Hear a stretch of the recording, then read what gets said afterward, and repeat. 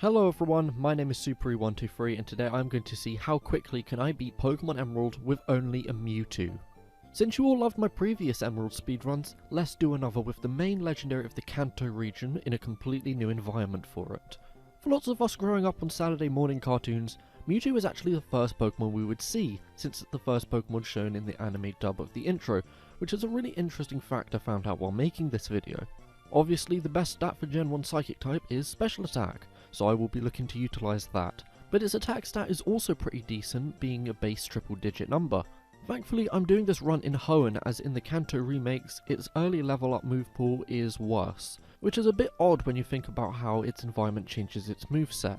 We don't get the best Psychic type move, aptly called Psychic, until level 66, but we do get the TM in Victory Road, so not all is lost. And with the TM move list, I could hardly fit it onto the layout here since there are so many good moves here, meaning we have everything we need to give Kyogre's time a real run for its money. Some changes from my previous runs are that I'll be able to save before boss battles like gyms or the Team Magma and Aqua bosses. This is just for convenience on my end and stops me running back and forth for ages, taking up my precious time. Also, another fun fact about Mewtwo, its birthday is canonically February 6th.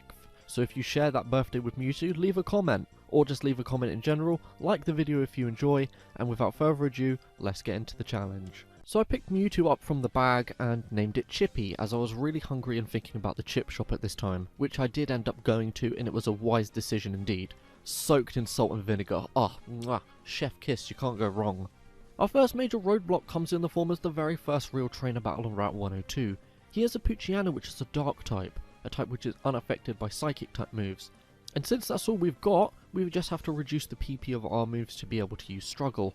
Since there's no Metapods or Cocoonas in these early routes, I have to find Poochyenas to reduce the PP of Confusion and just keep potioning since we get hit back. It takes a small while, but eventually we can get past this trainer. Luckily we avoid all of the trainers after that, and since we will be needing Struggle for another unavoidable battle, don't heal up at the Pokemon Center. I was worried that the Wally cutscene would have healed us up without me knowing, but luckily it didn't.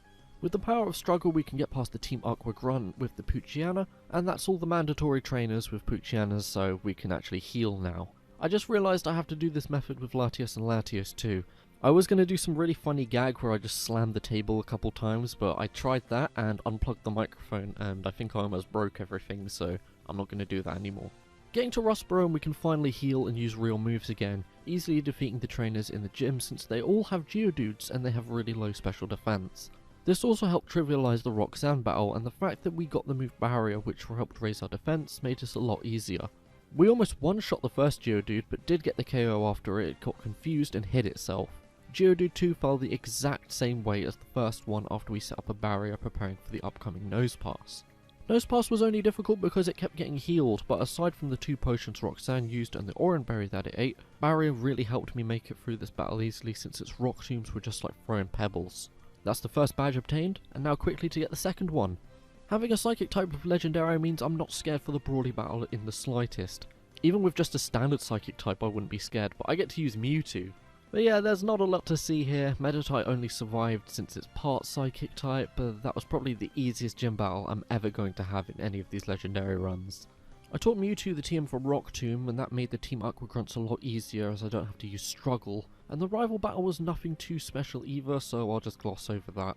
But Watson was going to be difficult as he has a Magneton, and Steel type resists Psychic moves for some reason. Maybe it's like the tinfoil hat where you can't get the evil 5G Psychic powers if you're wearing tinfoil on your head. First try at level 21 and I got past the Voltorb and Electric fairly easily and set up a barrier, despite Electric types being special based, so that was a waste of my time. Magneton was the killer of that run and many runs afterwards since it resists Confusion, and its moves are just too good for this stage in the game. I even tried to teach Mewtwo Rock Smash to have a super effective move, but it's such a weak attack in general and does next to nothing, so I just had to grind. I was doing the old method of running through the gym just to see how I do, and if I lose, I just try again and keep the EXP. It took me up to level 25 to get a winning run, and all the failed runs, I'll have you know, were because of Magneton, and didn't even get to see the Manectric once. Voltorb was a simple KO with Confusion, as was Electripe, as they are weak first stage Pokemon. Then that cursed Magneton came out. We got the first turn Confusion as it hits itself, giving us a great first turn. I then used Rock Smash twice as it kept hitting itself, and with the defense drops, we finally got the KO since hitting yourself actually goes off of your physical attack stat, so if you've got lower defense, it's going to do more. I got to see the Manectric for the first time ever, so how you doing, buddy? It was a bit simpler to deal with as it was only 2 confusions away from fainting despite its Citrus Berry. A critical hit confusion won us that battle and that gym badge at last. The battle with Maxie was a main factor as to why I've started to save before boss battles in these runs. I don't want to run from the Pokemon Center in Falaba Town all the way back to the battle on the off chance that I might actually win. He was very tricky to get past since we have nothing good for the Mighty Anna when it lowers our attack stat and then hits us with 100 sand attacks. But apart from that, we're all good, and it took me a few tries, but we're finally ready for the Fire Gym. Flannery leads with Numel that is taken to the red immediately, but does get some good damage in with a really strong overheat. It gets healed up and we use Rock Tomb twice to send her into our Slugma, but that was one shot by Rock Tomb. Camerupt was next, and that was a critical hit with Confusion, taking it out and taking us to level 31. Finally is Torkoal. Luckily it can't use Attract on us in this run, but it takes us to 16 HP as we are just in range of a 3-shot victory. Can we survive? Well, by channeling the power of the Gen 1 critical hit frequency, we land another critical hit in this battle and win the badge. Finally, Mewtwo brings the power of the glitchy mess that is red and blue. Time to face Norman, and he gave me a lot of trouble since normal types are in general just really tough and our moves aren't very good like Confusion and Rock Smash, as they have really low base power. Spin is going to be a 2-shot with Confusion all the time, but it likes to use Teeter Dance to confuse us, and every time I get really bad Confusion luck and get taken down to low yellow to red health. He then sends in his Vigoroth, and if we can battle through that somehow, then we are on the lowest of low of HP for the Slacking, who can just use Feint Attack and win. I did battle a trainer or two to get Mewtwo to level 33 before the battle starts to see if that would alter anything, and surprisingly it did. Spinder goes to the red and has a Hyper Potion wasted on it as we land an attack, but we just have to hit it 2 more times to get the KO. Vigoroth is also to the red and shockingly isn't healed as we can take it out, but we are down to 85 HP for the Slacking. We hit a Confusion first turn and get the Confusion status on Slacking as it uses Yawn. We take it into the yellow before we fall asleep, but then it's healed with a berry. We luckily get the second turn Wake Up as it hits itself, but 2 more Confusions do the job, keeping it just out of healing range.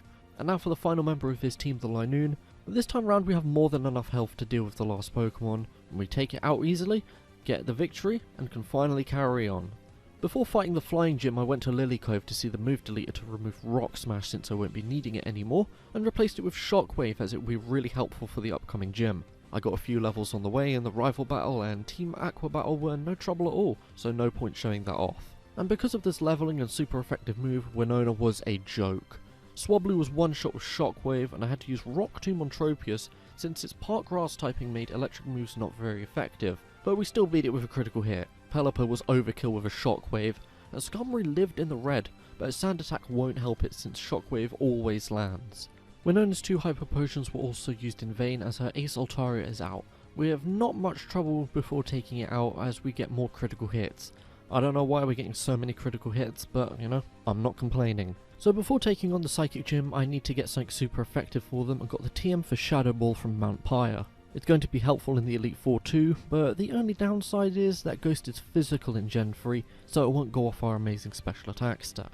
I actually almost lost to Maxie in the Magma Cavern but pulled through, and the Aqua Hideout was nothing to write home about at all, so let's just carry on with the Psychic type double battle with that trademark Magikarp we have to use.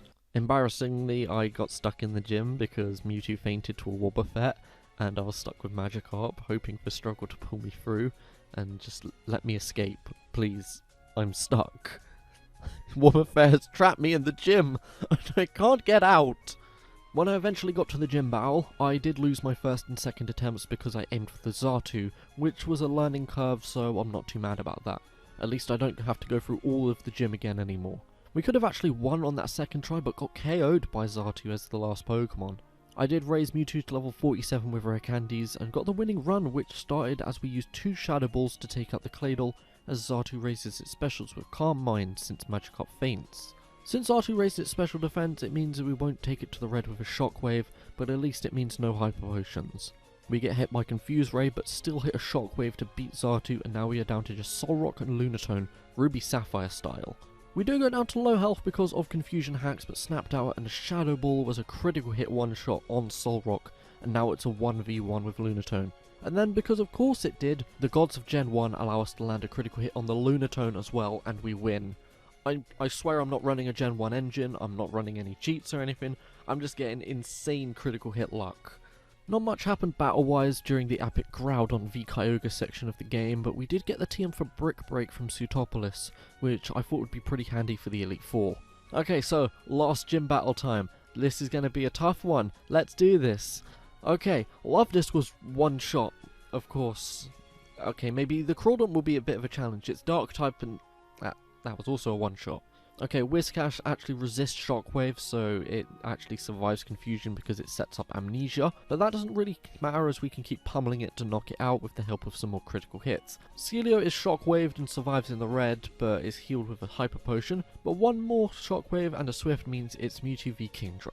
We land a Confusion and confuse it, as it uses Water Pulse but doesn't get the same result, leaving it open for a final Shadow Ball to get us the 8th gym badge, and man, I was expecting a whole lot more from that battle, to be honest with you. That was really underwhelming.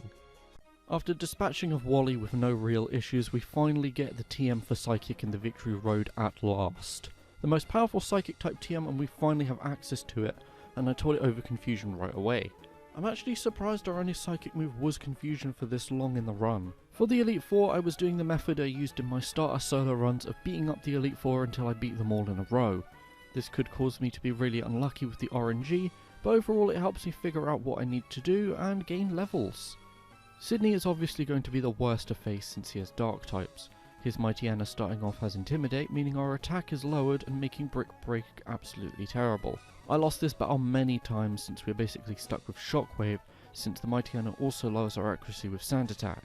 I had to wait until level 55 to actually get past him, and even then it was a struggle. Shiftry has the move Torment, which means we can't use the same move twice in a row, meaning we have to alternate between the inaccuracy and lowered power of Brick Break, the weakest Shadow Ball ever, or not very effective Shockwave. And after all that trouble of getting past him, we have to battle Phoebe, who has Ghost type Pokemon. But despite her type advantage, she wasn't actually too bad. Her only Pokemon that caused me some sort of issues were the 2 Dusclops, and even then they were just 2 shots. They only caused me issues because of their higher special defense, but the Bayonet and Sableye did not really have that issue at all, making them pretty standard KOs. Now can we make it 2 first try victories in a row against Glacier? Well, sadly no, as despite having 2 moves with a type advantage in Shockwave and Brick Break, we kept taking too much damage to the hail and various chip damage since we couldn't one-shot anything, and eventually got defeated by a second Celio's Blizzard. Okay, so positive signs for my next attempt against Phoebe and Glacier, if we can actually get past Sydney that is. But first I decided I need an electric move upgrade, so going to New Marvel to get the TM for Thunderbolt. It's not 100% accurate like Shockwave, but with 30 more base power, that's the sacrifice I'm willing to make. Thanks to that, our moveset is looking pretty optimised for all challenges upon us. Well, despite the move upgrades, Sydney is still an issue with Intimidate, Sand Attack and Torment. But then we did scrape past him and his Dark types. But when we did scrape past him and his Dark types, Phoebe has her Dusclops use Curse. I hate this move. Me and this move have a really long history on this channel and I hate it. So not only do we have to get a run good enough to get past Sydney, we have to get the luck of her not using Curse on the Dusclops either. I know I've had good critical hit luck in this run, but I need it now more than ever. And it takes us into the late level 50s with how many attempts this took. We did manage to one-shot Mighty Anna removing Sand Attack from the equation, and Shiftry's double team, I don't really care as much since it only affects itself. 2 Brick Breaks are enough. Cacturne falls the same as Shiftry with 2 Brick Breaks after it gets healed, and the Groudon I used Thunderbolt on since it's really weak specially. And Absol does set up a Sword Stance but is healed with a Berry, but we outspeed, knock it out and get the victory. Phoebe is up next on the block and she keeps using Protect, but eventually it fails and has to use a Full Restore. Then Bayonet number 1 is a one-shot, as is Bayonet number 2. Dusclops number 2 is taken into the red and does a big chunk with Shadow Ball, but it isn't good enough as Sableye lives on a sliver and is healed, but Thunderbolt eventually does the job for us, and we can move on to Glacier again. This is my first try against Glacier with Thunderbolt in the moveset and I'm feeling a lot more confident. And so I should have, as Celio Numero Uno is a one-shot, a great start. Glalie Numero Uno is healed after we take it to a single pixel of health with Psychic, but it also misses an Icy Wind. 2 more moves and it's gone, leading to Glalie Numero Dos, and it's immediately in the red and sets up a Hail. This one isn't healed, so that means it just faints. Celio Numero Dos is a one-shot with Thunderbolt, and our first glimpse at the Wall Rain. Our only glimpse it is a brief one though, as it is one-shot. Not a difficult run there at all, and now it's our first try against Drake. I don't know why I keep going Spanish either when I'm saying what number Pokemon it is, like Silio numero uno and numero dos. I just think it's fun to say. Okay, so normally with Drake I'd have Ice Beam, but even without it I'm confident. Shelgon protects first turn, but second turn it is critical hit with Psychic, taking us to level 61. Flygon is a one-shot with Psychic, which is really good to see, and Salamence comes out. It lives a Thunderbolt on half health and is just within Citrus Berry range. It lands a Crunch for some massive damage, but a Psychic does get the better of it, leading to Altaria. Altaria is down to half health with a Thunderbolt and sets up a Dragon Dance, but is also outdone by Psychic. Kingdra is his final Pokemon, and as we hit a Psychic, it also tries to set up a Dragon Dance, but before we can attack it is healed up not once, but twice. Drake was obviously hoping for the miss there, but his prayers are not answered as we land the final Thunderbolt for a first try victory on him. Okay, last battle, and I've restored the PP of my moves as we have champion Wallace. I also gave MEWTWO the quick claw for some reason, I don't know why, I just thought it'd be cool to have a held item on it. It won't make much of a difference in reality, as our special attack is above 200, so I'm confident with Thunderbolt and Psychic to win. He leads with Wailord, who's of course a one-shot with T-Bolt. Tentacruel is also a one-shot with Psychic. Ludicolo resists Thunderbolt, so I have to use Psychic, which takes it to the yellow as it uses Double Team. We miss the second Psychic as it hits a weak Surf, but we land the next one leading to Whiscash. Whiscash is very specially bulky, as we saw with 1, and it resists Thunderbolt, so we have to use Psychic, but it doesn't knock it out, meaning that the Whiscash can set up an Amnesia and get healed. I went for Shadow Ball next turn as it's physical, and I just had to keep chipping away at it before we beat it. Gyarados is out, and Thunderbolt, that's all I have to say. And finally it's Hoenn Gyarados, aka Milotic. 2 Thunderbolts managed to take it out, and that means we have beaten Pokemon Emerald with only a MEWTWO at level 62 and with an in-game time of 6 hours 19 minutes. Of course that time is a bit skewed to the other Pokemon on the leaderboard since I allowed resetting for gyms and bosses, but it's still not as good as Kyogre even when I never reset the game at all. MEWTWO was still very decent, but now we've got one last battle to test the time on, and that's Steven. I won't go too long into explaining this final battle, but we struggled so much I had to grind on the Elite Four. I tried every move I could in the battle, but the main problem was the Metagross being really tough and resisting everything we threw at it. In the end I decided on using the Calm Mind TM we got from the 7th gym to help me out. It starts well against the Skarmory as we can one-shot with Thunderbolt. I didn't set up on it since I know that the Skarmory has Toxic, which I want to avoid. Cradily comes out and I set up one Calm Mind and then hit a Psychic, taking it to the red. I know it's going to be healed, so I set up a second Calm Mind. The second one really gave our Psychic the boost to take it out, and leading to the Metagross. Thunderbolt almost takes it out as it takes us to half with a Shadow Ball, but a Citrus Berry takes it out of the full restore range, meaning we can use another Thunderbolt and take it out. Alright, that's the big boss out of the way, and that means next up is Claydol, who resists both our special moves in Psychic and Thunderbolt, so Shadow Ball it is. Earthquake takes us to only 58 HP, but 2 Shadow Balls manage to take it out. Aggron was extremely weird for me to take out as I know Steel resists Psychic, but I always assume that it's a Steel ground type, but it's not, it's a Steel rock type. So Thunderbolt can hit it because it's got terrible special defense. And the gamble with Thunderbolt was well worth it, as that means we can get our Maldo sent out last, and as a simple one-shot with Thunderbolt, meaning that we have beaten Steven, the true final boss, and the whole of Pokemon Emerald with an in-game time of 7 hours, 51 minutes, at level 75.